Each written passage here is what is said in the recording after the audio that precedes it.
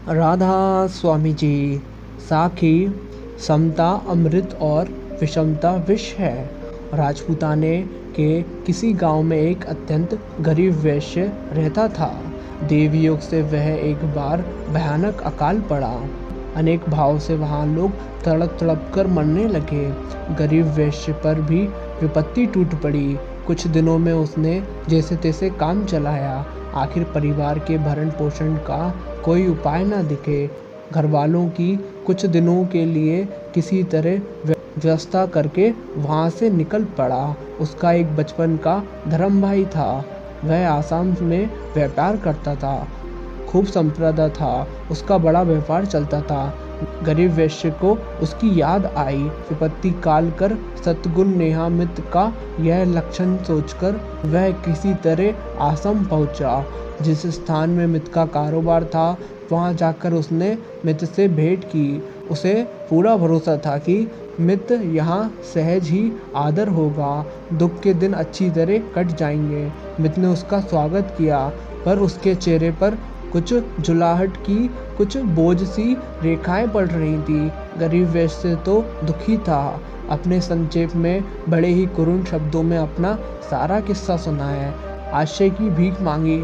कहा, भाई साहेब, घर में आपकी भाभी और बच्चे भूखे मर रहे होंगे। उनके लिए आज ही कुछ खर्चा भेजना आवश्यक है। साथ ही मेरे लिए भी ऐसा काम का प्रबंध होना चाहिए जिससे मेरे ये दुख के दिन निकल जाएं और बच्चों को प्रतिमाह कुछ भेजा जा सके। धनी मित्र ने लंबी सांस खींचकर कहा, भाई साहेब, बात तो ठीक है। मुझे इस समय आपकी कुछ सेवा करनी भी चाहिए, परंतु मेरे यहाँ ना तो इतनी आमदनी है कि मैं आपकी कुछ सहायता कर सकूं और ना ही आजकल कोई कमाई ही है जो आपको दे सकूं। मूल पूंजी के व्यवसाय से, मकान के किराए और व्यवसाय की आमदनी से कुल मिलाकर 40-50 हज़ार रुपये आते होंगे।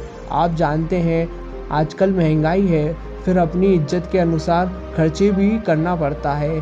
परिवार है, टीम गुमाते हैं, मुश्किल से काम चलता है। फिर बताइए, आपका और आपके परिवार का भरण पोषण करने की मुझसे कहाँ शक्ति है। मुझे खेद है, पर बाध्य होकर कहना पड़ रहा है, जिससे इस समय कुछ भी नहीं बन सकता। आप कोई दूसरा रास्ता सोचो। गरीब वेश्या ने उदास होकर कहा, भाई साहेब, मैं तो यहाँ किसी को जानता भी नहीं, केवल आपके ही भरोसे आया हूँ। फिर मेरा खर्चा ही कौन सा भारी है। 50 रुपये इस समय राजपूताने भेज दिए जाएं, फिर 50-60 रुपये मासिक की मजदूरी का काम मुझे मिल जाए तो काम चल जाएगा। कुछ मेरे खर्चे में लग जाएगा, बचेगा 100 बाल बच्चों के लिए भेज दूंगा। जहाँ 50 हज़ार की आमदनी है वहाँ इतना खर्चा आपको भारी नहीं मालूम होना चाहिए। फिर मैं तो काम करके मजदूरी के पैसे लेना चाहता हूँ। यूँ कहते कहते उसकी आंखों में आंसू झलक आए। मित के निराशक जनक वचनों से उसे बड़ा सताव हो रहा था। धनी मित ने उसके चेहरे की ओर देखा, पर उसका हृदय नहीं पसीजा। उसने फिर कपट विनय के साथ वही कहा, भाई साहेब, आपका कहना तो यथार्थ है, मैं लाचार हूँ। आपको कोई दूसरा उपाय ही सोचना पड़ेगा। हाँ, 2-4 दिन जब तक आपके पास काम की कोई व्यवस्था न हो जाए, आप यहाँ ठहर जाएं, घर में ही खाएं। अभी सोच स्नान करें, भोजन तैयार हो गया होगा। इतना कहकर धनी मित अपने काम में लग गया। गरीब वैश्य बेचारा मन ही मन जाने अनजाने क्या विचार करता हुआ स्नान में लग गया। धनी मित का तो रूखा और कंजूस स्वभाव था। उसकी पत्नी उससे भी बढ़कर थी। उसे कोई दूसरा सुहाता ही नहीं था, परंतु पत्नी तो पति को भी फटकार देती थी। घर आए हुए बचपन के परिचित मित्र को सम्मानतावश भोजन कराना ही होगा। उसने अंदर जाकर पत्नी से कहा, राजपूताने से मेरे एक पुराने धर्म भाई आए हैं, उन्हें भोजन कराना है। जहाँ तक हो सके उनके लिए अच्छी चीज़ें बनाकर अंदर पूर्वक खिलाना चाहिए। मित है, फिर अतीत है। पत्नी चुंझला ना उठे इसलिए उसने यह दलील सामने रख दी, किंतु उस पर इसका क्या प्रभाव पड़ना था।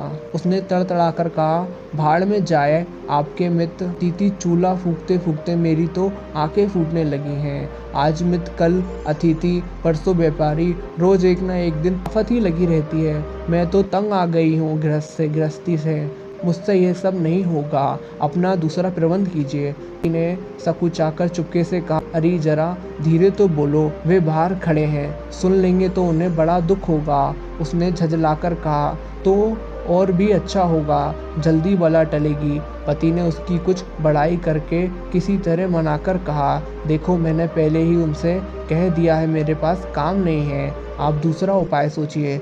2-4 दिनों में वे चले जाएंगे, इतने दिन किसी तरह अपनी इज्जत के लिए अनुसार उनको भोजन तो कराना चाहिए। पत्नी ने बात मान ली और भोजन बनाया, परंतु मन में कष्ट तो बना ही रहा। भोजन तैयार होने पर गरीब अतिथि को साथ लेकर धनी मित्र अंदर आया तो पत्नी ने कहा, पहले आपके मित्र को भोजन करा दीजिए, क्योंकि अतिथि को पहले भोजन कराना धर्म है, पीछे आप कर लीजिए। पति ने यह बात मान ली, अतिथि को अच्छी तरह भोजन कराया। भोजन में चीनी में डाली हुई बढ़िया खीर पूरी तरह और कई तरह की तरकियां भी थी, परंतु भोजन कराने वाले के चेहरे पर कोई उलासा या मिठास नहीं था। वह प्रत्यक्ष रूखाने तथा विषाद था। मालूम होता था कि वे किसी आफत में आ पड़े हैं और उन्हें बिना मन यह सब करना पड़ रहा है। गरीब अतिथि ने चुपचाप भोजन तो कर लिया, परंतु उनकी मुख मुद्रा देखकर उसे सुख नहीं मिला। सुख तो प्रेम में ही समाया होता है। भोजन करने के लिए लघु शंका के लिए बाहर गया। इधर घर की मालकिन ने अपने पति के लिए भोजन परसा। इसमें बहुत सी ऐसी चीज़ें थी जो अतिथि से छुपा कर रखी गई थी। यह बेचारा लघु शंका करके अंदर हाथ धोने आया और इच्छा ना करने पर भी सहजी धनी मित्र को भोजन की थाली और उसकी दृष्टि चली गई। उसने देखा बादाम का हलवा है, एक कटोरे में खीर की मलाई है और दूसरे में दही की मलाई है। बहुत ही बढ़िया खूब फूले हुए पतले पतले फुलके हैं, जिन पर ताज़ा मक्खन लगाया गया है। कई तरह के अचार रखे हैं। यह सब देखकर उसकी समझ में स्पष्ट यह बात आ गई कि इसी व्यवस्था के कारण इसके साथ भोजन नहीं कराया था। वह चुपचाप देखकर हाथ धोकर चला गया। रात्रि के समय हुआ तो धनी मित्र ने पत्नी से पूछा, अतिथि के सोने का प्रबंध कहाँ करना चाहिए? स्त्री ने झुलझुलाकर कहा, मेरे सिर पर। भला यह भी कोई पूछने की बात है? जहाँ सुविधा हो वहीं कर दिया जाए। घर में आकर तो वो सोने से रहा। पति ने कहा, अच्छी बात है, बाहर गद्दी में वो सो जाएगा, पर वहाँ मच्छर बहुत ज़्यादा हैं, बेचारे को नींद नहीं आएगी। 2 दिन के लिए मच्छरदानी दे दो, अच्छा हो। फिर पत्नी ने तड़तड़ाकर कहा, मेरे पास तो एक ही मच्छरदानी है, आप लगा लें या उसको दे दें। पत्नी के स्वभाव को वो जानता था। वह चुपचाप बाहर चला गया और अतिथि मित्र से कहने लगा, भाई साहब गद्दी तकिए लगे ही हैं, आप यहीं सो जाइए, यहाँ सुविधा रहेगी। उस बेचारे ने विनम्रता शब्दों में स्वीकार किया। सेठ अंदर चले गए और वह वहीं सो गया। गर्मी का मौसम था, मच्छर तो थे ही, पर गद्दी तकियों में खटमलों की भी कमी नहीं थी। लेटते ही कतार की कतार निकलकर उन्होंने उस पर आक्रमण आरंभ किया। खटमलों को चुन चुनकर फेंकने और मच्छरों से बचने में ही पूरी रात निकल गई।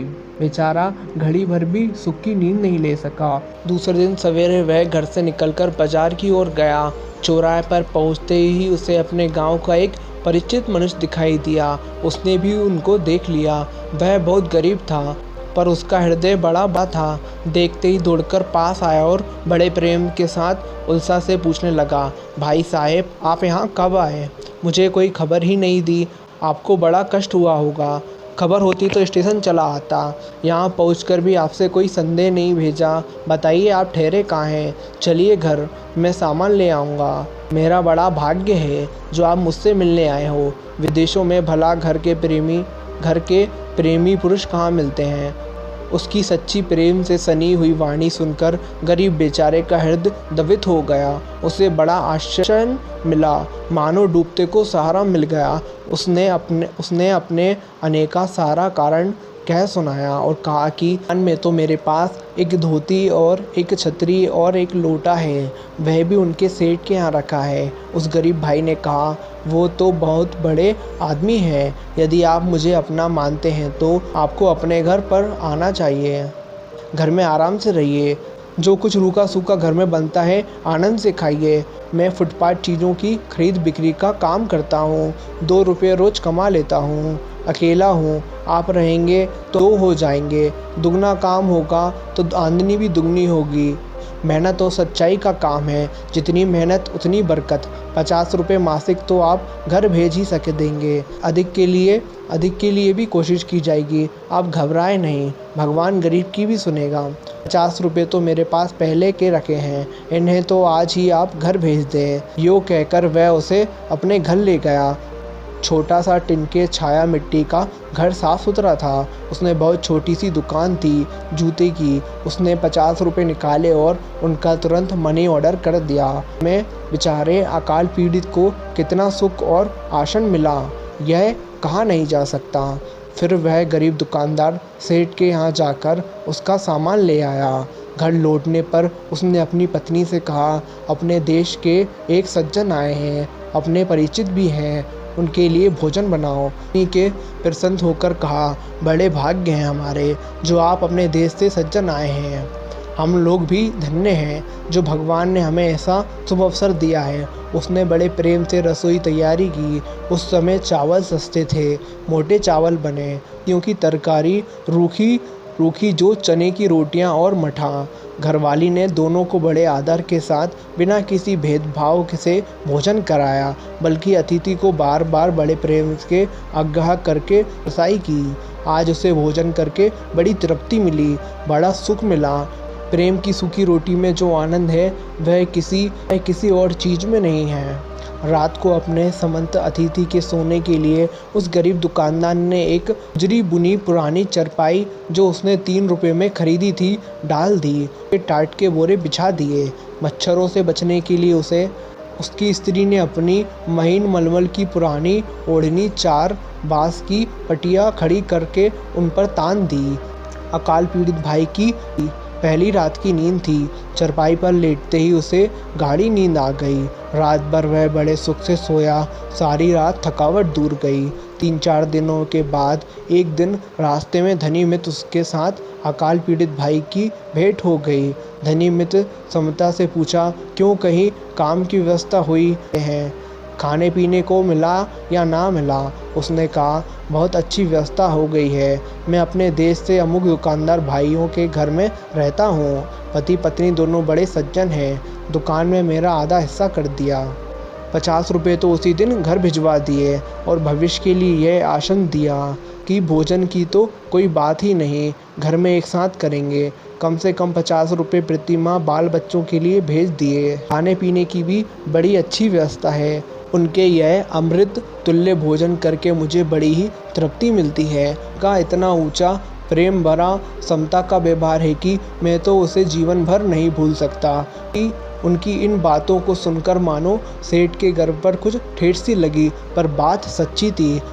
उसे अपने बर्ताव का पूरा पता था। बोलता भी क्या, उसे बड़ा गर्व था कि हमारे का बड़ा बढ़िया भोजन बनता है। यह सजा सजाया मकान है, गद्दी तकिए झाड़ लगे हैं। उस गरीब को यहाँ ऐसी चीज़ें कहाँ से होंगी? उसने अपनी बात ऊंची रखने तथा उस गरीब दुकानदार की निंदा करने की इच्छा से कहा, वहाँ आपको भोजन क्या मिला होगा? वही मोटे चावल, रूखी सूखी रोटी, घास पात, तरकी और सोने को खाली जमीन या बहुत कुछ तो पुरानी चारपाई मिली होगी। उस कागले के यहाँ और रखा ही क्या है? यहाँ के बढ़िया भोजन सजे सजाए हुए घर को छोड़कर आप वहाँ गए, अब तो मन में पछताते होंगे। उसने हंसकर कहा, भाई साहब, आप अपने घर में बड़े धनी हैं। आपके यहाँ गद्दे तकिए हैं, झाड़ू फूंसा लगे हैं, सजा सजाया मकान है। मेरे लिए तो सब कुछ विष के समान हुआ। बढ़िया भोजन भी बनता है, परंतु मुझे इससे क्या? आप यहाँ मुझे ना तो खाने का सुख मिलता है और ना ही सोने का। मैं तो खटमल मच्छरों में तंग आ गया था। रात भर नींद नहीं आई। भोजन की तो मैं क्या कहूँ, वहाँ मुझे उन मोटे चावल, रूखी रोटियाँ और पत्ती की तरकारी में जैसा सुख मिलता है वैसा कहीं नहीं मिलता। आपका भोजन तो विश्वत था। आप लोगों के मन में मैं बोझता था।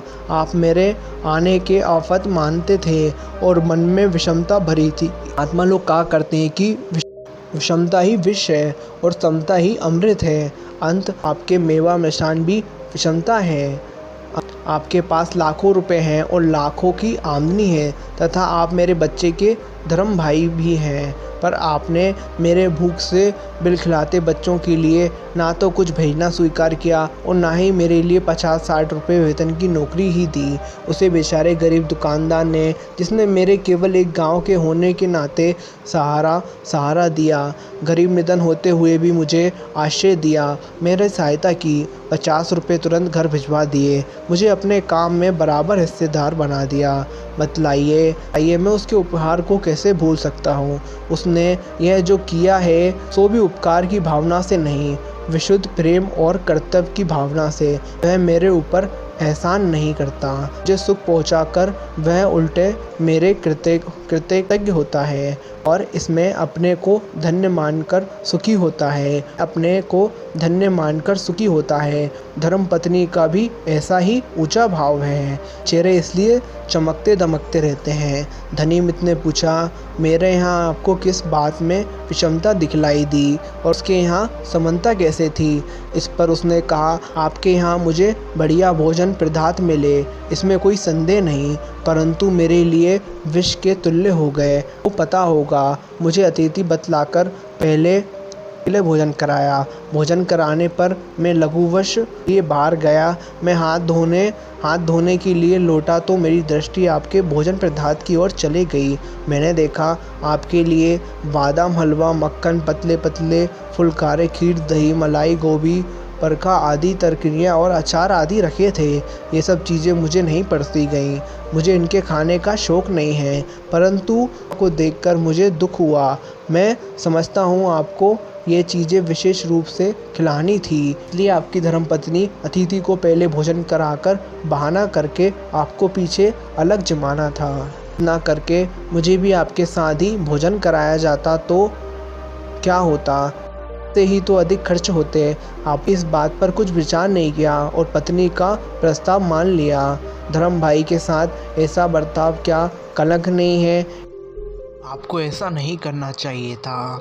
साथ संगत जी, इस साखी से हमें ये सीख मिलती है कि कभी भी हमें किसी के साथ ऐसा नहीं करना चाहिए। कभी किसी पे दुख तकलीफ़ आए तो हमें उसका साथ देना चाहिए, उसकी हमें जितना हो सके हमें उसकी मदद करना चाहिए। हमें कभी किसी के साथ गलत व्यवहार नहीं करना चाहिए, हमें समझना चाहिए। राधा स्वामी जी, आशा करता हूँ ये साखी आपको अच्छी लगी हो और इससे आपको सीख मिली हो। तो वीडियो को लाइक कर दीजिए एंड चैनल को सब्सक्राइब कर दीजिए। राधा स्वामी जी।